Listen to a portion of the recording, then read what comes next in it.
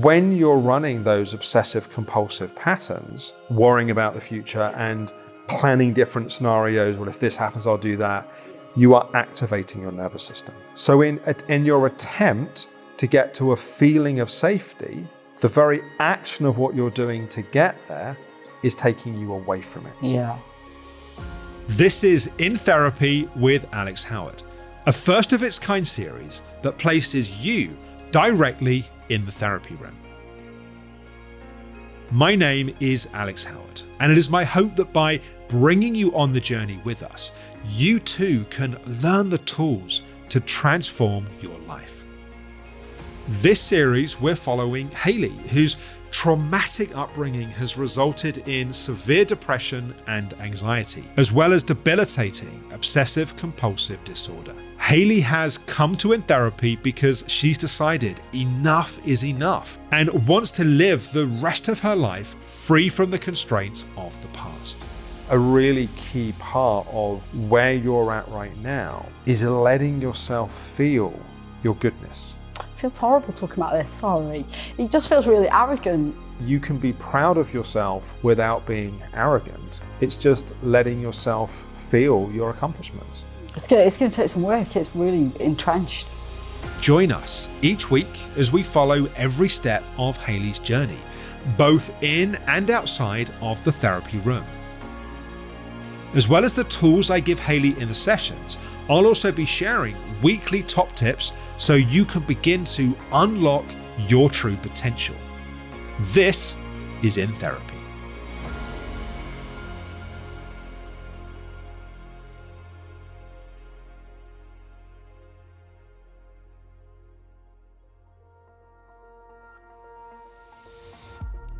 It's the day of Hayley's fourth session. And just 24 hours before, Hayley was carrying the Commonwealth baton to the top of a mountain in the Peak District. More on this later. Oliver and Jeremiah check in with Hayley before the session starts. Hello. Good afternoon. How are you doing? I'm okay. Yeah? You're gonna have to do something like different each time. Like, I start having no clothes on or something. Sorry. I mean, if that's the way you want to go, you can totally do that. Sorry, do I need to do that again without saying that? No, you're fine. It's just that you really like doing. Sorry, I'm really tired, so I can't. Are you? All sorts. I'm not surprised. Come and sit down. Thank you. How are you feeling? You must be knackered after yesterday. Climbing up a big hill. It's was I here last week or was that 2 weeks ago? It was last week. You wasn't were it? here last Yeah. week, yeah. It's I'm completely wrecked. Are you? When I try and do normal life, it's when the OCD kicks in, and so most stuff that people cope with, this is where I fall down, you know, Right. and it's just really normal stuff, and most people deal with it. But the more stuff that gets put on me, the more my OCD rituals get ramped up. Sure. So, I mean, to be fair though, I mean, you're coming a long way for anyone.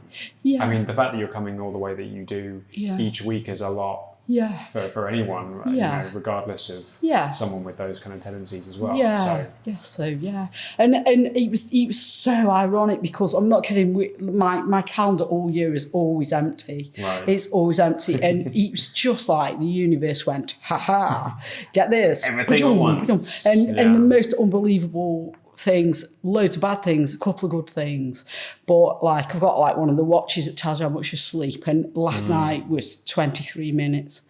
So honestly, I'm like, I can, like I say, you can do it for a little while, and then, but yesterday was unusual, and the day before, and so it's I'm taking so much from coming here, and it's really important to me, but I've kind of like my anxiety's gone the wrong way, but I'm getting a load of skills and tips and things to use that I can when everything calms down.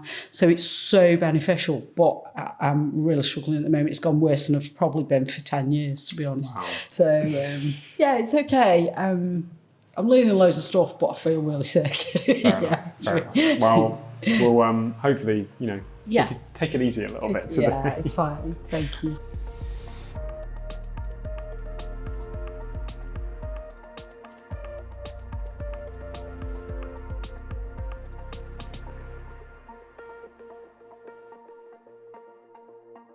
Well, Hayley, it's very nice to see you. We were just talking before we started properly. You were telling me about yesterday. I'm really, because I didn't get a chance to ask you. You mentioned that you got the invitation to carry the Olympic torch because of some of the charitable work you've done. And one of the things you were saying about was when you ran the marathons after the heart attack, there wasn't really a moment of really just letting yourself acknowledge what you'd done. And I'd love to hear why you got invited of the, whatever it is, 60 million people in this country. What was it you got invited for? It was to carry the Commonwealth baton. Commonwealth, sorry, yeah.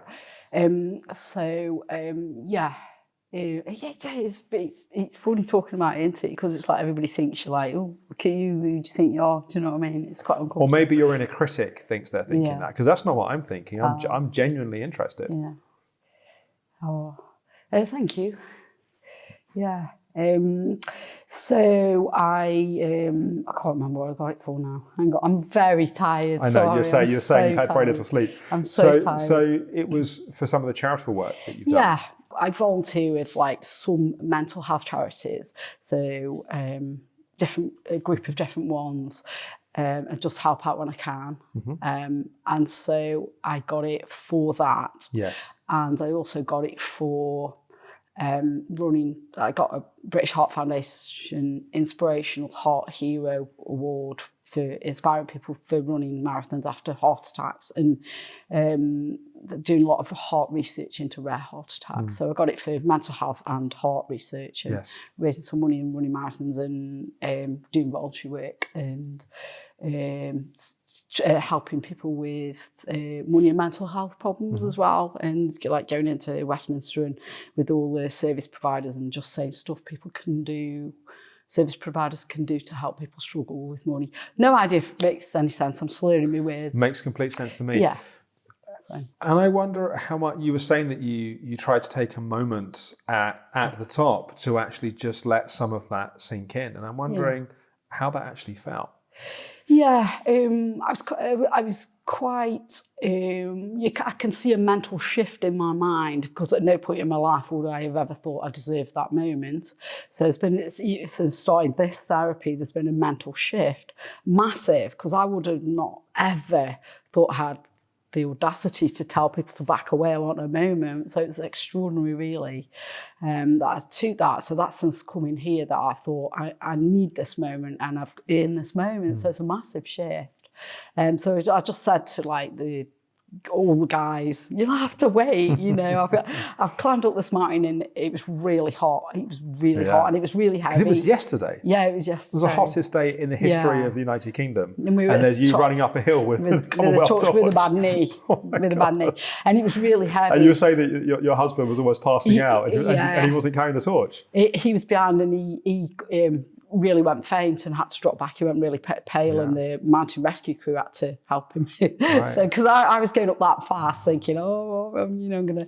So, I took a moment to redress the balance of the disappointment that I felt when I crossed the... It feels horrible talking about this, sorry. It just feels really arrogant. It's like... See, I want to make a separation between what that critical voice in your head is saying and what's actually happening, right? So that voice in your mind is telling you, how dare you celebrate your success, you're showing off, you're this, you're that. So that's what it thinks is happening. But I'm asking you questions because I really want to know. And I think what you did was, I think what you've done, because you were running up a literal mountain, but there's also the reason why you were given that invitation is because of the metaphorical mountains that you run up. Yeah. And I think that's something to be celebrated. And I think that's something to actually be proud of. Yeah. And you can be proud of yourself without being arrogant. Yeah. You can be proud of yourself without being narcissistic. You can be proud of yourself without showing off. It's just letting yourself feel your accomplishments. Yeah.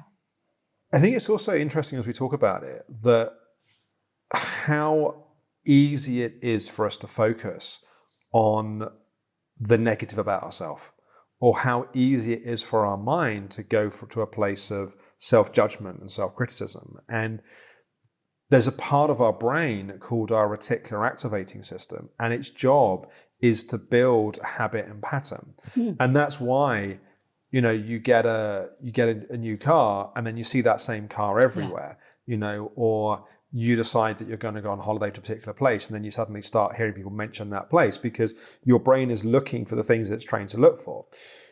If what we're trained to look for is any moment that we're celebrating a success and attacking ourselves, or any moment that we might be actually allowing ourselves to embody our sense of self-worth, we're attacking ourselves. That's that part of your brain which has habituated to doing that. And going back to what we talked about a bit last time around neuroplasticity and remembering that you can retrain those parts of your mind. And so I just want to remind you that when you're allowing yourself to feel a sense of pride or allowing yourself to feel a sense of self-worth, that when that pattern comes in, that's a great one to catch and to work with in the way that we've been talking about. So you're retraining that part of your mind that every time that you feel a bit bigger or you kind of put yourself forward, it tries to make you feel small again, that you really let yourself be your greatest potential. Hayley and I go on to discuss how she's been getting on using the tools. She explains that she's been using the stop process, practicing meditation, and become more aware of how she's feeling. However, the combination of travelling down for the sessions each week, an increasingly negative prognosis about her knee, as well as her mother's upcoming surgery, has sent Hayley's OCD and anxiety spiralling, and she is now at risk of reverting to old, maladaptive coping mechanisms. Yeah, and one of the things we talked about last time was being aware of that pattern of constantly going into the future and worrying about the future and planning different scenarios. Well, if this happens, I'll do that. And really trying to stop that happen and just be more calm and present to yourself and your body right now. How has that been? To go into the future, I am aware of that and I do keep trying. The trouble is, to go into the future feels so much more protective for me because if I've anticipated, it's reducing the likelihood of stuff going wrong. That's the belief, right? That if I plan it and I think about it and I go around on it, then I'll be safe. The problem is when you're running those obsessive compulsive patterns, you are activating your nervous system. So in your attempt to get to a feeling of safety, the very action of what you're doing to get there is taking you away from it. I can push myself to a derealised, depersonalised status in a split second. And then in that place, the real challenge is the belief will be, I need to fulfill these criteria to be safe. And the point that I'm making is you don't. You may believe you do because that's the habit and that's the way you've wired your nervous system up until that point. But the feeling of safety doesn't come from all of those things. It comes from slowing things down and building that sense of connection to and safety in yourself. I totally get it. I totally get it. I'm making excuses, but I'm not making excuses, but I am telling the truth. My calendar now is not going to put me in a position where I can do that at the moment because of my mum's got surgery and all the things I've got just in the next. But I totally. Do you know what? So I hear that it's much more challenging. And it's often in the situations that things are most challenging. There's the greatest opportunity to grow and to find different ways of doing things. Absolutely. Because I thought that yesterday, because I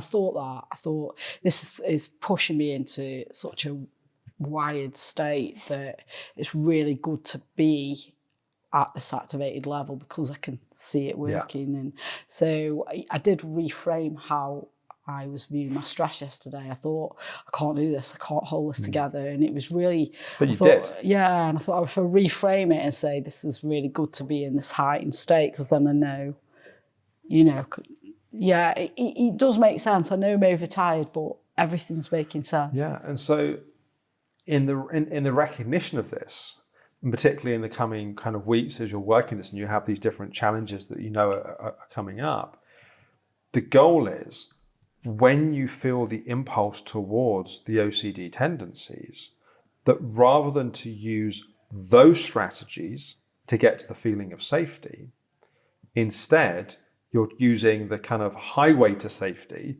or the kind of the fast track to safety, which is actually slowing things down. Yeah. Mm-hmm.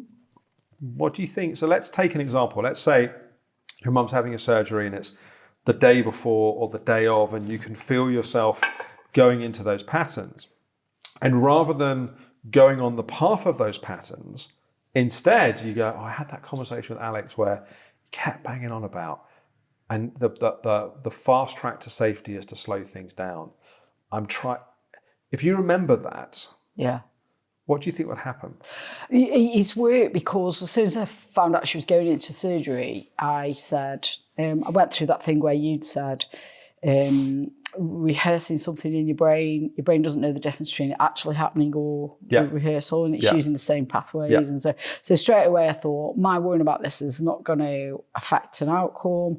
There's no point me projecting into the future. I'll stay right in the moment and I won't even think about it. And so it really helped because I didn't ruminate over it. So that's I haven't even thought about her operation until I just sat here. So it's worked perfectly. Yeah. Rather than using maladaptive, future-looking coping mechanisms, remember that the fast track to safety is to slow things down. There is an inner sense of safety and holding which is available to all of us right now in this moment. The thing that stops us from being in touch with that is our triggers from the past. It's our past traumas getting triggered now that create that maladaptive response in our system. So if we can learn to self-regulate our nervous system, if we can learn to calm our system and to heal those traumas of the past, we're able to truly be in a healing state. Being in a healing state means not just that our emotional healing can then happen, but also it often has an impact on our physical healing. If you want to find out more about what exactly causes a maladaptive stress response, if you want to understand the reset framework of how to learn to reset your nervous system, I have a 12-week online coaching program, which is the best of what I know of how to learn to do that. And to find out more about that, you can sign up for a free 3-part video series where I'll walk you through what we've just talked about in a lot more detail, but also with the science behind it as well. So you can sign up for that free 3-part video series at reset.alexhoward.com. Okay, back to the episode. What else have you got that's coming up you're saying that in terms of schedule and things that are happening, what else is coming up that's going to be a push for you? Nothing bad, nothing. I've just got to think. Because I've been doing day, I don't even look at the next day. week. Yeah. But it isn't really. It's nothing major. It's just the logistics of. I love coming here. It's amazing. It's really helping, but. In how my schedule is, it's hard work. It's really hard. Yeah, because all my OCD rituals go mad, and it's like takes about 5 hours with the caravan, and then we have to go back for my dad's birthday, and then we come back again, and then we go back again, and I'm really up for it, and I'm not moaning about it. It's a privilege, but it's a demand. Yeah, it's really like because the calendar was clear when I started, and now it's like. Where did all this come from? Do you know what I mean? How did this life happen? Yeah. Talk me through some of the rituals of what you historically have had to do in those situations. So if you're leaving to come down here, what would be those things? Yeah.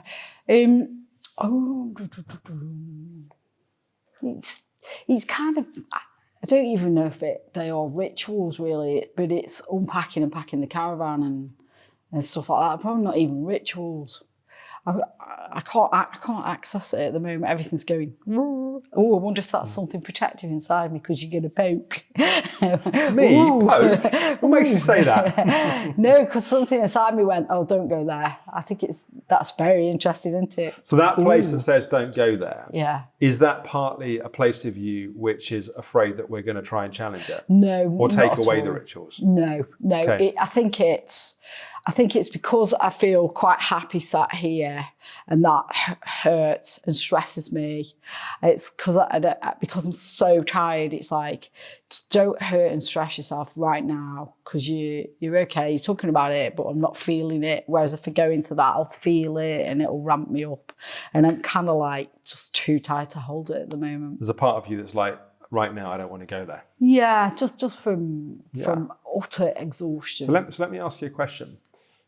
I hear that as a really healthy setting of a boundary, right? And one of the things I talked to you about a few sessions ago is we all have 3 core emotional needs: the need for boundaries, the need for safety, and the need for love. And there's a clear place in you that's saying, I don't want you to dig right now because I don't have the resources to go into that and also deal with the activation that may come in the hours and days afterwards. Yeah. So my question to you is, what does it feel like to really honour that boundary?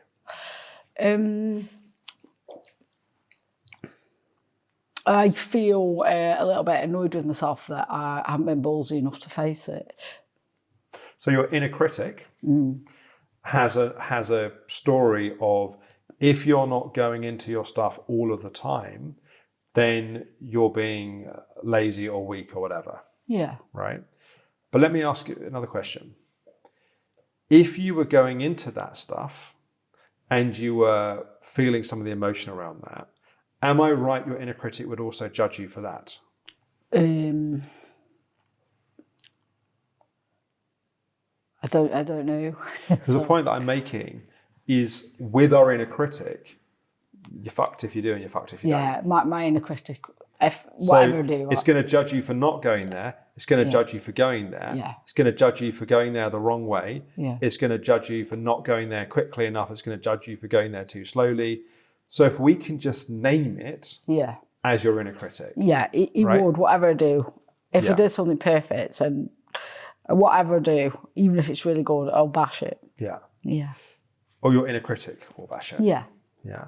So just to summarize a bit, there's a place in you which is like, no, I'm not going to go there right now. Yeah. Which I think is a healthy place, not an unhealthy place. Yeah. Sometimes people have an inner resistance that comes up, and my recognition is that it's a defensive place we need to understand and work with a view to actually moving beyond that defensiveness. Yeah. And other times, the defensiveness is a clean and pure, I need a boundary here. Yeah. So we've got the boundary, which I think is really good. Yeah. Then we've got your inner critic, which is judging you and attacking you for having the boundary. Yeah. Yeah. Yeah. Yeah. What would it be like if that place in you turned towards your inner critic, which right now is saying you're being lazy or you're being weak or you're being this or being that, and said to your inner critic, stop. Yeah.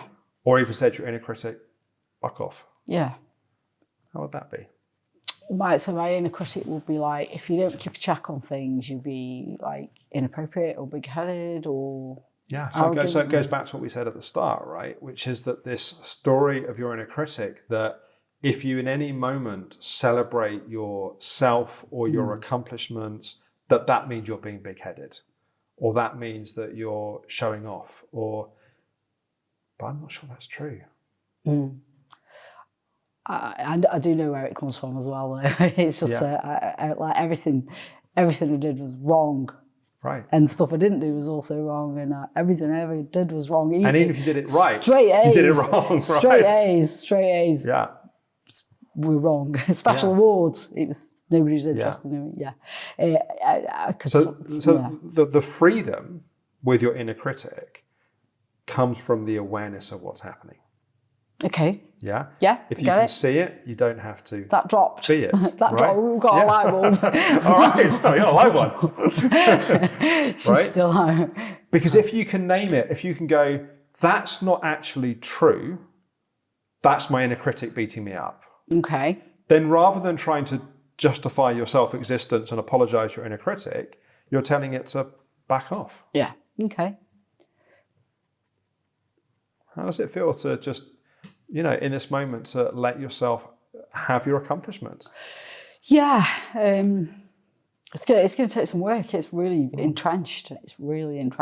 Yeah, I think your real opportunity over the next few days and the next week or two is there is this growing awareness around these patterns. The anxiety patterns, like the worrying about the future, and it sounds like you've made already some really good progress with that, like not letting yourself worry excessively about your knee and not worrying about your parents so much. We've today been talking more about this inner critic piece. Okay. And it's then being aware of that. Yeah. That if every time you have a moment of expansion and success, and the result of that is you attack yourself and beat yourself and collapse back down again, then it makes it really hard to embody and own your value and your self-worth.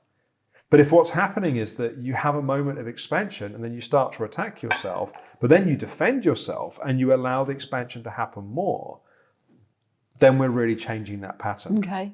We're not just changing it as an idea, but we're changing it in actually your lived experience of allowing yourself to celebrate yourself. Yeah.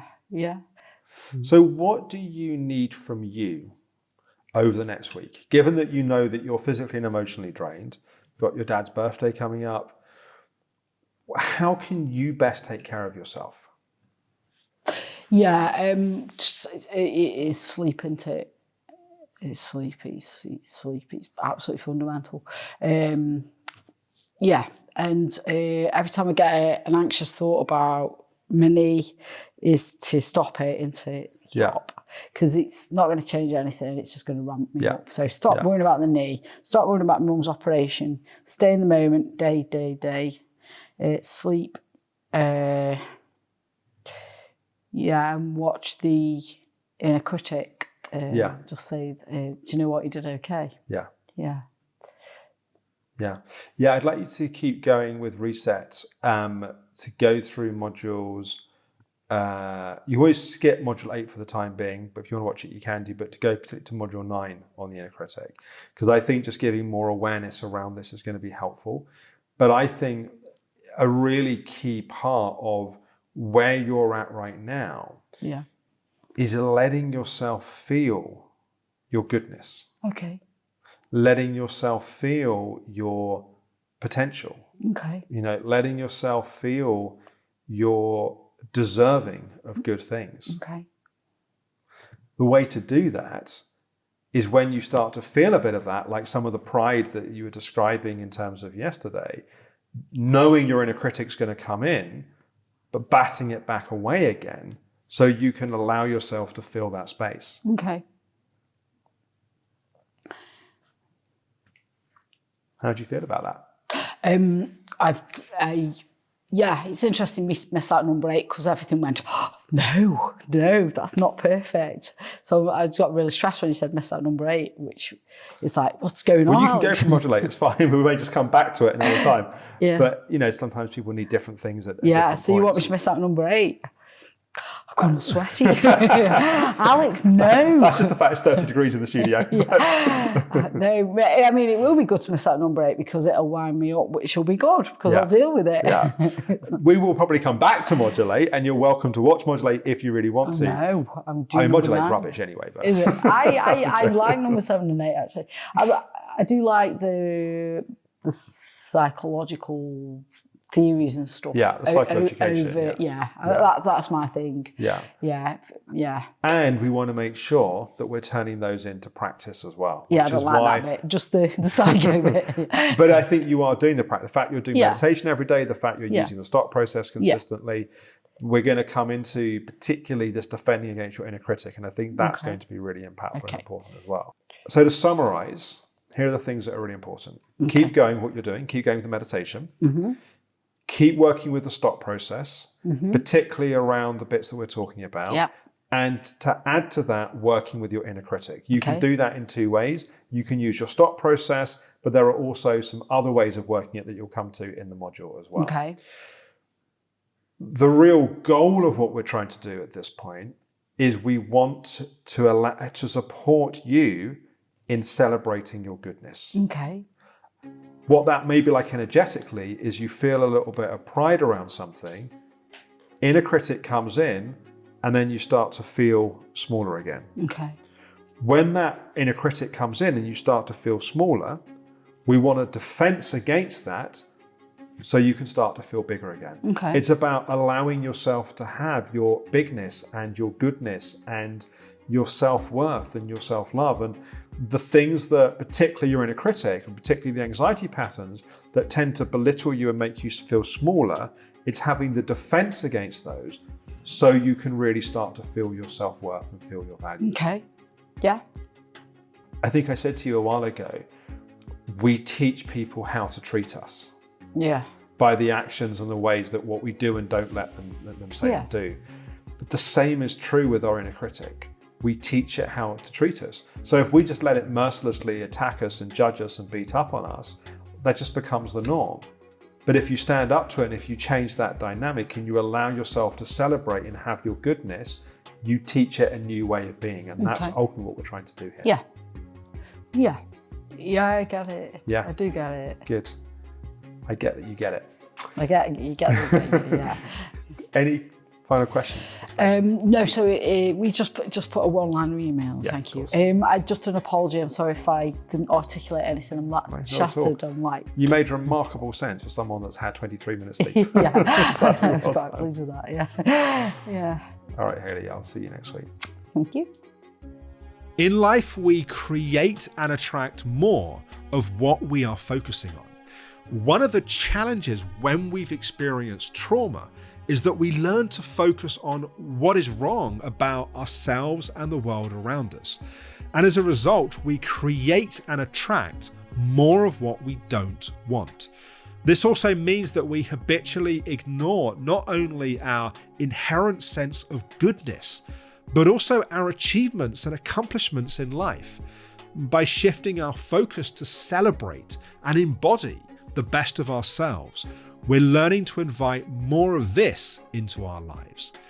Continue to follow Hayley's journey over the coming weeks as we release weekly episodes of her sessions with me. To help support you in coming on the journey with us, I've created some materials to accompany the series. Each week there is a bonus video with me and worksheet to bring the session to life for you. In this week's reflections, you will find a meditation to help you contact your inner goodness, along with an exercise to help invite more of it in your life. You can find these resources for free at intherapy.alexhoward.com. Here's what's coming up next week. The module on the inner critic is cracked everything open. If I'm being really blunt of what I think is happening is, I think there's anger, but I think you're turning it against yourself. Yeah. You have been traumatized by a dynamic, and then you have been, in a sense, pulled into an ongoing way of relating, which is fundamentally unhealthy. I cried too many tears. I'm not going back. I've been through too much.